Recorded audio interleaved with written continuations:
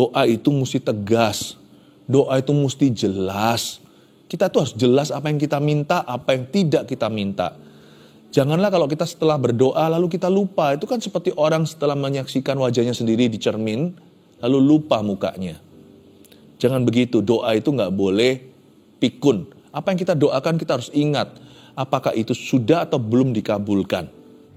Kalau Anda belum subscribe di channel ini, segera supaya Anda bisa mengikuti terus rema-rema dari Roh Kudus ya. Doa yang susah ditolak. Saya akan memberikan kepada Anda sebuah skill untuk sembahyang. Bagaimana kita exercise our faith atau gimana kita itu mengamalkan iman sewaktu kita berdoa meminta sesuatu. Perumpamaan tentang hakim yang tidak benar didapatkan di Lukas 18 ayat 1 sampai 8.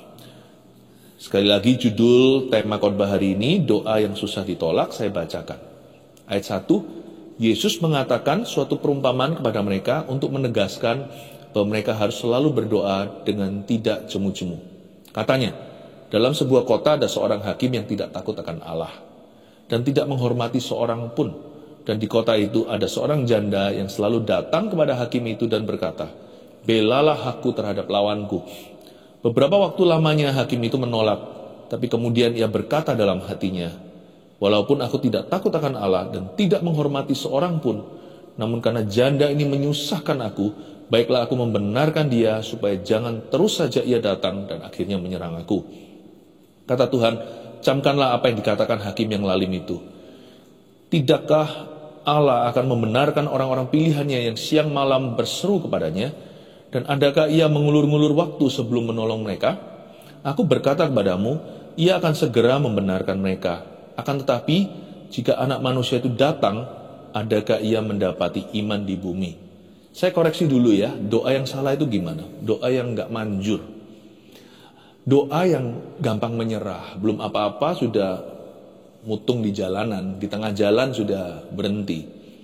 Ada pula orang-orang yang tidak percaya akan doanya sendiri. Jadi setelah dia doa dia ragu.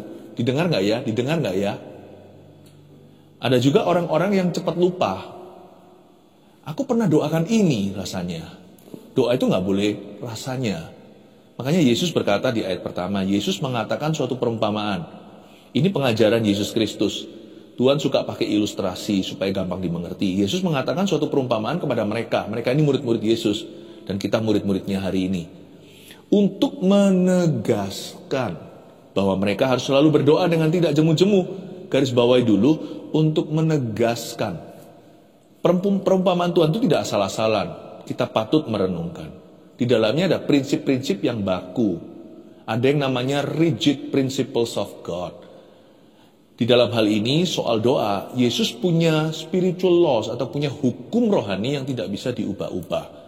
Yang pasti doa itu mesti tegas. Makanya Yesus mau menegaskan kepada mereka tentang doa. Doa itu mesti tegas. Doa itu mesti jelas. Kita tuh harus jelas apa yang kita minta, apa yang tidak kita minta. Janganlah kalau kita setelah berdoa lalu kita lupa. Itu kan seperti orang setelah menyaksikan wajahnya sendiri di cermin, lalu lupa mukanya. Jangan begitu, doa itu gak boleh pikun. Apa yang kita doakan kita harus ingat. Apakah itu sudah atau belum dikabulkan? Tentunya kalau kita berdoa, kita juga harus baca firman. Supaya kita ada direksi, ada arahan Tuhan. Kalau salah langsung ketara. Nggak mungkin kan kita berdoa minta suami orang lain atau istri orang lain. Karena Alkitab berkata jangan berzina, yang gitu sudah nggak usah diminta. Dipikirkan pun jangan. Diminta percuma, tidak akan diberikan. Karena Tuhan berkata, kamu minta sesuatu nggak dapat, karena yang kamu minta itu demi memuaskan hawa nafsu. Aku tidak akan kabulkan lah yang begitu-begitu. Jadi doa itu harus tahu apa yang kita minta. Dan kita harus mengerti dulu kehendak Allah secara basic atau secara mendasar. Apa yang menjadi kehendak Tuhan, apa yang firman Tuhan berkata, jangan. Doa itu nggak boleh asal-asalan. Dia harus tegas, dia harus jelas, dan dia harus keras. Doa itu nggak boleh dalam hati gitu tuh. Ya boleh doa dalam hati, apalagi kalau di kerumunan orang banyak, supaya nggak kesannya aneh dan supaya tidak cari perhatian. Tapi maksudnya doa itu kalau bisa keras, kenapa tidak? Makanya orang kalau berdoa itu harus sungguh-sungguh. dengan segenap kekuatan. Tidak heran mamanya Samuel, Nabi Samuel perjanjian lama namanya Hana, saking kerasnya, tapi dia nggak mau merusak keheningan bait suci, makanya dia komat-kamit mulutnya sampai dikira mabuk atau orang gila. Sampai-sampai imam penjaga yaitu Eli berkata, "Wanita, kenapa kamu sudah mabuk anggur?" "Tidak, aku lagi sedih dan pedih hatiku." Doa itu nggak mungkin bisa disimpan di hati. Apalagi sesuatu yang kita inginkan sekali. Doa itu mesti keras, tidak tentu volume suara. Doa itu dengan segenap ekspresi. Kalau kita mau sesuatu kan nggak mungkin kita berkata, dikasih ya oke, nggak dikasih ya nggak apa-apa. Orang anak kecil kalau minta sesuatu ya wah pakai nangis segala. Bukan berarti kita harus merengek-rengek sama Allah. Karena Tuhan tidak bisa dimanipulasi. Tapi maksudnya adalah doa itu harus dengan segenap hati. Doa harus jujur dengan emosi. Gak ada yang namanya doa itu yang penting hanya di hati. Dimulai dari hati, tidak berakhir hanya di dalam hati. Doa itu pasti menggedor-gedor pintu. Apalagi kalau sesuatu yang sifatnya darurat seperti keselamatan keluarga kita. Apalagi sesuatu yang sifatnya mendesak pertolongan Allah. Doa itu harus tegas. Makanya di sini Yesus mengatakan suatu perumpamaan untuk menegaskan bahwa mereka harus selalu berdoa dengan tidak jemu-jemu. Saya suka sekali di ayat 1. Di sana ada 3 kata yang sangat melompat di dalam hati saya. Mereka harus, 1 harus, selalu, yang 2 selalu, berdoa dengan tidak jemu-jemu, 3 tidak jemu-jemu. Jadi doa itu terdiri dari harus. Doa itu harus. Hari ini kita kepingin doa atau gak kepingin doa, kalau kita anak Tuhan, kita mesti berdoa. Doa itu harus, doa itu komitmen. Doa gak tergantung feeling kita, ngerasa gak ngerasa hadirat Allah, dijawab atau tidak. Ya. Apakah kita sedang happy atau sedang sedih, doa harus jalan. Alangkah baiknya kalau kita doa itu punya fixed time, seperti saat teduh bersama setiap Rabu. Selalu ada waktu yang tetap. Kalau doa saat teduh pribadi juga harus ada janjian, waktu yang sama dengan Tuhan, supaya kita bisa disiplin diri sendiri. Doa bukan hanya harus, doa itu juga harus selalu. Doa gak bisa begini loh, coba sekali gagal ya sudah. Doa harus berkesinambungan dan tiada berakhir sampai kita mati atau sampai Tuhan datang kembali. Karena doa adalah nafas hidup orang Kristen dan anak-anak Tuhan. Doa itu harus, doa itu selalu, terus menerus, tidak boleh musiman. Kita baru doa kalau ada kebutuhan. Tidak boleh. Ada tidak ada kebutuhan yang kita rasakan dan kita sadari, tetaplah berdoa. Lalu doa juga gak boleh jemu-jemu. Jadi kalau menghadapi rintangan kita gak boleh putus asa. Tidak jemu itu, untuk jemu kan orang itu harus mengalami sesuatu. Entah gak dijawab-jawab ya males lah ya. Doa dilarang malas. Doa itu harus terus press on. Terus maju. Terus menerus. Ayat 2, katanya, dalam sebuah kota ada seorang hakim yang tidak takut akan Allah dan tidak menghormati seorang pun. Oke, lakon pertama. Ada seorang hakim dengan deskripsi dia tidak takut akan Allah sama sekali. Dan juga tidak menghormati seorang pun. Nah itu sudah pastilah. Orang kalau tidak hormat, kalau tidak takut sama Tuhan ya pasti tidak akan mengindahkan manusia. Orang kalau tidak takut akan Allah pasti juga tidak akan menghargai sesama. Udah pasti itu satu paket. Lalu ayat 3, itu adalah lakon kedua. Dan di kota itu ada seorang janda yang selalu datang kepada hakim itu dan berkata, "Belalah aku terhadap lawanku." Ini perumpamaan ya. Ini bukan kejadian sungguhan, tapi bisa saja inspired by true story, bisa saja diinspirasi oleh kejadian beneran. Kan di masyarakat banyak sekali orang-orang lemah yang ditindas. Nah, di zaman Yesus, orang yang paling lemah, strata terendah di dalam masyarakat yang tidak akan dibela haknya itu adalah janda. Lebih parah dari yatim piatu. Karena yatim piatu masih bisa diadopsi, bahkan masih bisa dijual jadi budak, lalu bisa bekerja di rumah orang. Tapi kalau janda di zaman itu, maaf, ini bahasanya apa adanya, dianggap sisanya. Ya, artinya bekas. Suaminya akan meninggal, dia dulu milik orang. Gak ada orang lagi mau pegang dia. Zaman itu belum ada seperti hari ini, hak asasi manusia, ada sistem welfare, ada yang namanya keadilan sosial. Zaman itu dulu, apalagi Israel dijajah oleh tentara Roma sebagai bangsa jajahan, jangankan janda, jangankan yatim piatu, orang-orang biasa aja, orang-orang citizen atau warga negara normal aja tidak memperoleh haknya. Seorang janda itu lebih terpuruk dari yatim piatu, karena mereka dianggap bekas siapa. Tidak ada laki-laki yang mau menyunting mereka, tidak ada orang yang memberi lowongan, karena mereka tahu kalau beri lowongan kepada janda itu, mereka susah. Mereka juga harus pelihara anak-anaknya, dan mereka juga harus memberikan ekstra-ekstra, sedangkan performanya nggak seberapa. Jadi basically pada dasarnya seorang janda itu kasihan sekali. Seorang janda itu sama unda-undi dengan orang kusta, left to die, atau dibiarkan untuk mati. Jadi sebenarnya hakim ini tidak mungkin tergerak, karena dia nggak punya kasih. Dia tidak ada alasan menolong janda ini. Apalagi hakim ini bukan Yahudi. Kok saya tahu? Karena di dalam custom tradisi orang Yahudi, kalau ada orang mau dibela haknya, tidak datang ke hakim, tapi datang ke tua-tua. Jadi hakim ini pasti yang sudah bekerja sama dengan penjajah, yaitu tentara Roma. Ini adalah hakim juridiksi, ini adalah seorang penegak hukum yang bukan umat pilihan Allah. Dan biasanya mereka tergiur dengan profit dan keuntungan yang mereka bisa dapatkan. Udah semakin pupus lah kalau orang itu sudah cinta money, cinta uang, akar segala kejahatan. Saya mau tunjukkan kemustahilan janda ini untuk dibela haknya. Berarti kita tahu ya, kalau kita mengalami ini, kita mengalami masalah yang membuat kita tak berdaya, berarti ayat ini relevan untuk kita. Kalau kita terpuruk di posisi paling bawah, engkaulah yang Yesus maksudkan dalam perumpamaan ini. Supaya saya tunjukkan dari panjang lebar, bukan untuk menunjukkan malangnya janda itu, tapi untuk memberi Anda yang merasa dirimu paling malang di dunia sebuah pengharapan baru. Bahwa hakim ini tidak mungkin bela dia aja, akhirnya membela dia. Dia tidak punya kasih, belum lagi dia cinta uang, segala sesuatu dihitung dengan keuntungan. Tidak ada pri kemanusiaan.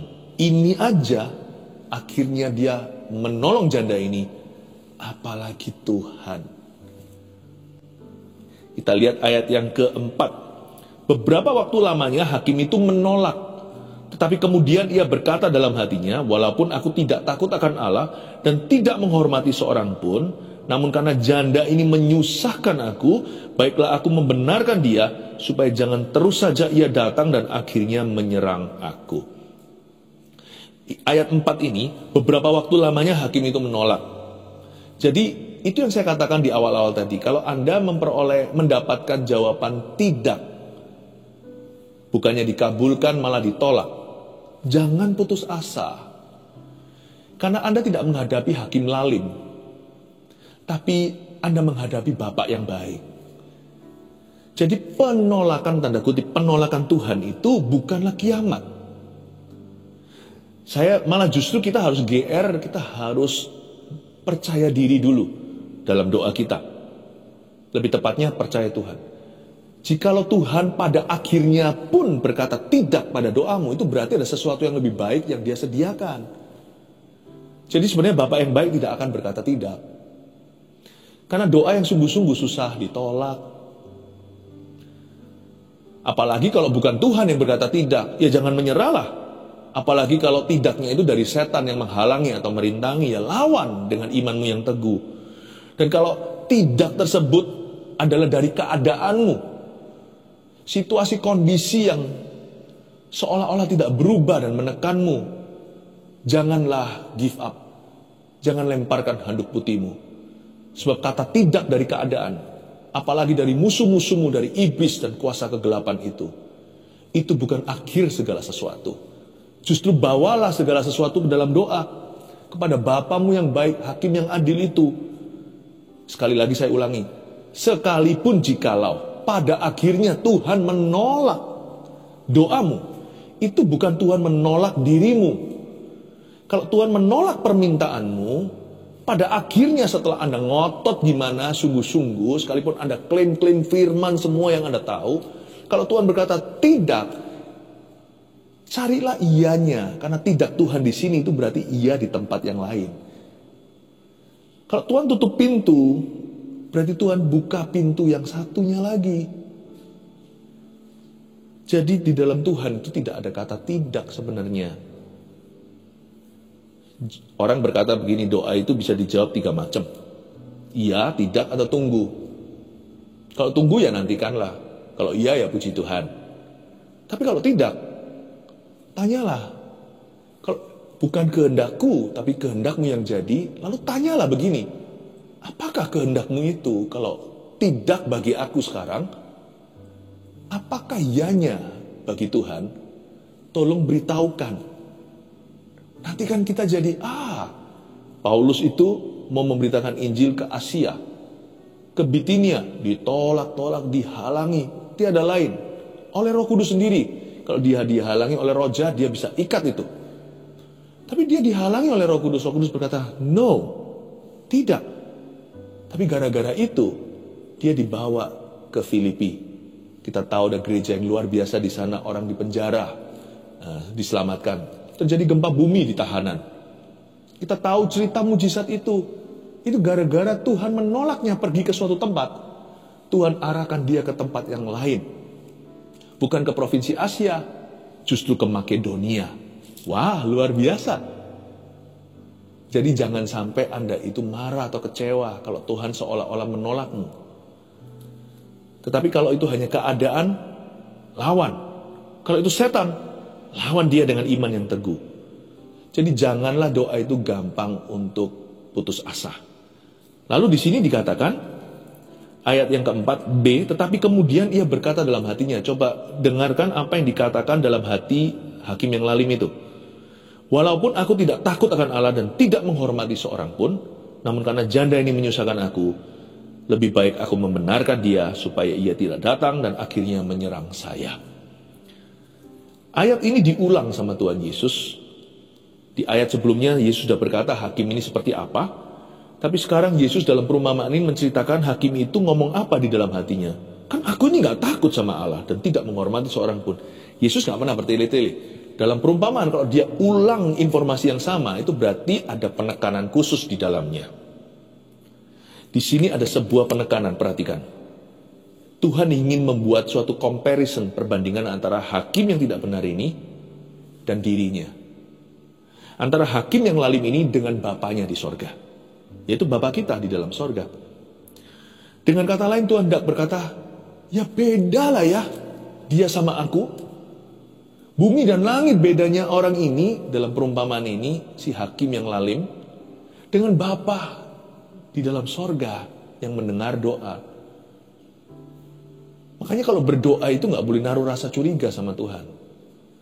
Tuhan buat head to head, apple to apple, diperbandingkan antara hakim ini, apa yang dia katakan di hati, walaupun aku gak takut akan Allah dan tidak menghormati siapa-siapa, aku akan kabulkan permintaan perempuan ini daripada nanti dia serang aku.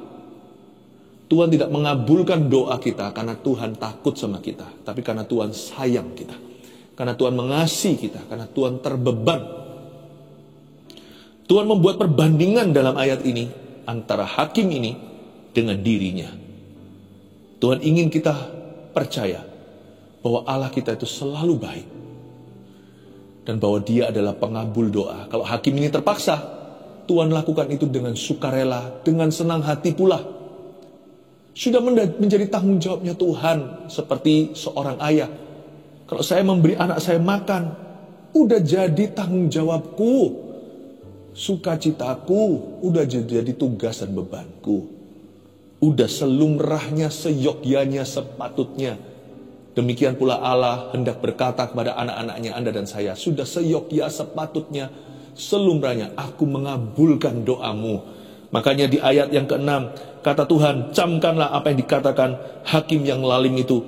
Tidakkah Allah akan membenarkan orang-orang pilihannya yang siang malam berseru kepadanya? Dari situ kita tahu bahwa Allah pasti akan mengabulkan doa kita. Katakan amin. Hanya persisnya pengabulan doa itu wujudnya seperti apa? Itu hanya Tuhan yang tahu. Di sini Tuhan suruh kita camkan.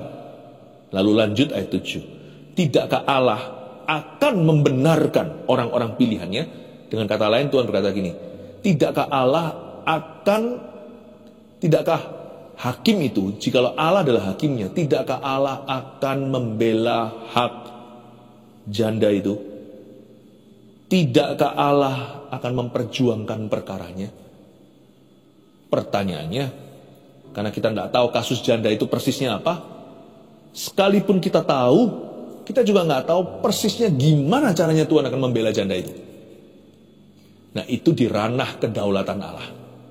Makanya itu jangan marah kalau doa kita nggak dijawab persis seperti yang kita minta. Kadang-kadang diberikan persis yang kita mau dan persis yang kita butuh. Tapi kadang-kadang jalan Tuhan lebih tinggi dari jalan kita, caranya lebih tinggi dari cara kita, waktunya pun tak sama dengan waktu kita. Persisnya seperti apa Tuhan akan membenarkan orang-orang pilihannya tidak dispesifikasi. Tugas kita hanya ini, siang malam berseru kepadanya, doa itu mesti sungguh-sungguh. Dan adakah ia mengulur-ngulur waktu sebelum menolong mereka? Izinkan saya mengkoreksi cara pandang kita yang salah tentang Allah dan kesalahpahaman besar terhadap karakternya. Kita itu selalu curiga Tuhan itu lelet kalau menjawab doa, selalu telat alias terlambat. Gini ya, kalau kita aja nggak bisa toleransi dengan orang yang tidak tepat waktu, janjian setengah jam kemudian baru muncul, padahal udah sepakat. Apalagi yang suka molornya itu hingga 1 jam atau berjam-jam. Kita aja nggak suka hati. Kita nganggap orang ini orang nggak bertanggung jawab, orang ini nggak dewasa, orang ini nggak menghormati orang lain. Masa Tuhan itu punya character flaws? Masa Tuhan itu punya cacat karakter? Itu kan nggak mungkin ya. Jadi udahlah, nggak usah curiga yang gituan, itu nggak berbasis. Karena punctuality is God's character. Yang namanya tepat waktu itu karakter ilahi. Kalau nggak percaya, orang kalau diubahkan sama Tuhan, yang dulu suka tidak menghargai waktu alias menyia-nyiakan kesempatan. Lihat ya, orang itu akhirnya berdoa begini, ajar kami Tuhan menghitung hari-hari, agar kami beroleh hati bijaksana. Pastilah salah satu buah roh sekalipun tidak ditulis ketepatan waktu, tapi buah-buah roh semua di sana itu tentang kebaikan, kesetiaan semuanya itu pasti di dalamnya termasuk ada unsur tepat waktunya. Kita harus tahu bahwa Tuhan itu punctual. Dalam bahasa Inggrisnya Tuhan itu tepat waktu. Jadi kalau doa kita dijawabnya nggak sesuai waktu kita, bukan Tuhan yang telat, kita yang tergesa-gesa, kita yang terburu-buru. Dan kalau dijawabnya itu seperti lebih early, lebih dini daripada yang kita kira, ya berarti kita yang lelet, kita yang suka terlambat. Pokoknya Tuhan yang betul, kita yang salah, gitu aja. Saya ngomong begini bukan ini ya, bukan sebagai memaksakan sebuah teori, bukan. Hai manusia dan hai anak manusia seperti Anda dan saya. Siapa kita? Kita itu kritiki Allah. Tuhan yang lebih tahu. Allah yang lebih mengerti. Jadi kalau dia terkesan early, kalau dia terkesan dini menjawabnya, loh aku belum siap loh Tuhan. Ya berarti kita yang harus introspeksi.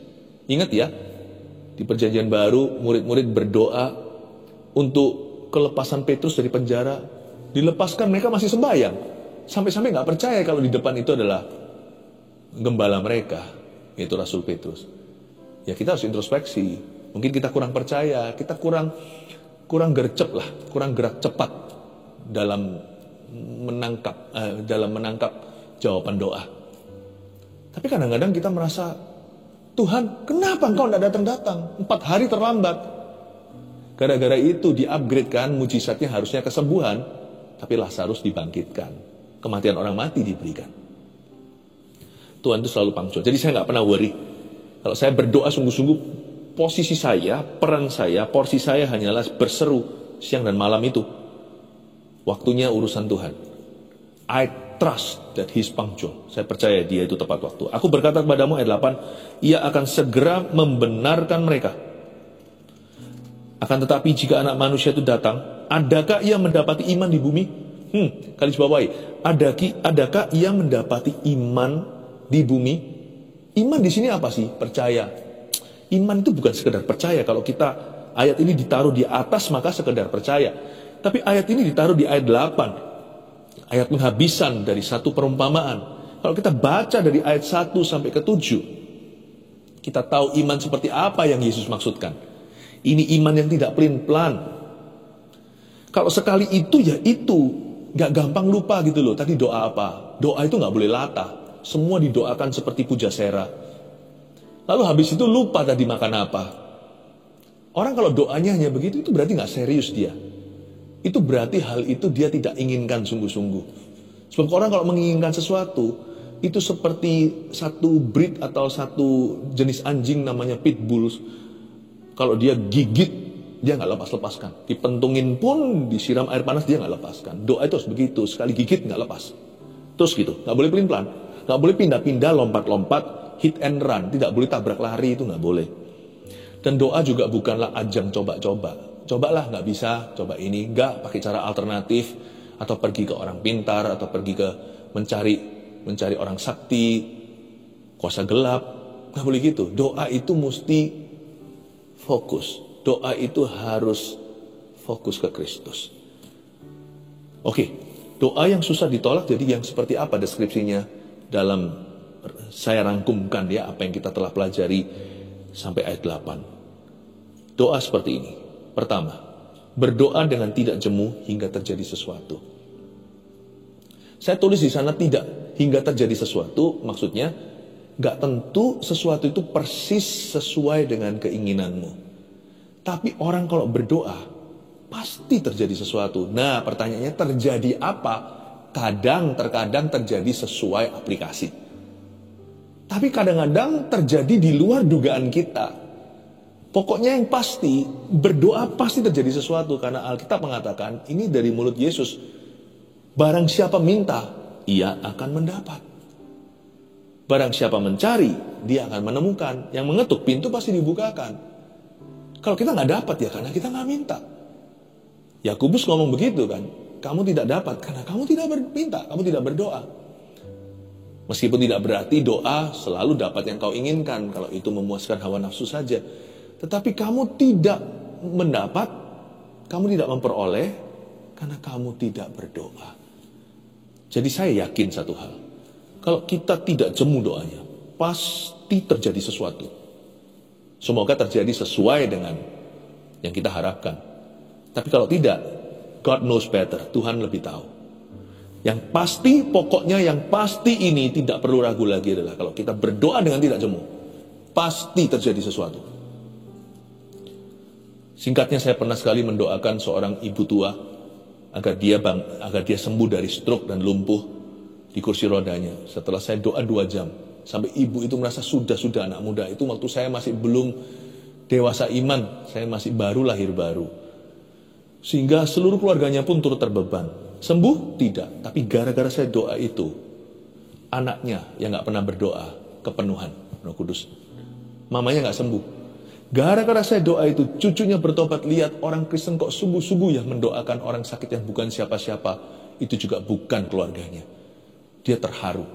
Dan belum lagi, anak ibu yang itu juga satunya, jantungnya minggu depan waktu cek kembali, maka tidak jadi operasi karena tiba-tiba penyumbatannya tiada. Kok bisa ya? Saya nggak tahu semua itu sampai tahun-tahun ke depan ketika saya diberitahu efek samping daripada doa saya. Memang akhirnya ibu itu tidak sembuh sama sekali dan dia berkata, terima kasih kamu pulang ya nak. Saya kecewa. Pikir-pikir lagi, ngapain saya kecewa? Minggu itu saya sangat down. Ternyata saya pelajari ini, kalau kita doa dengan tidak jemu, pasti terjadi sesuatu, sekalipun kadang-kadang tidak sesuai dengan harapan kita. 2, berdoa dengan karakter Allah, bahwa Tuhan itu baik. Berdoa itu gak boleh buta. Tuhan gak suka orang yang buta doanya. Peta boleh buta, peta buta. Tapi doa tidak boleh buta. Berdoa dengan karakter Allah. Taruh karakter Allah itu di depanmu seperti kelinci yang lihat wortel. Itu bukan jawaban doa yang harus ada di hadapan. Yang harus Anda letakkan persis di depanmu. Front view. pemandangan depanmu itu hanya adalah karakter Tuhan. Bahwa Tuhan itu baik dan Dia itu pengabul doa. Anda harus yakin.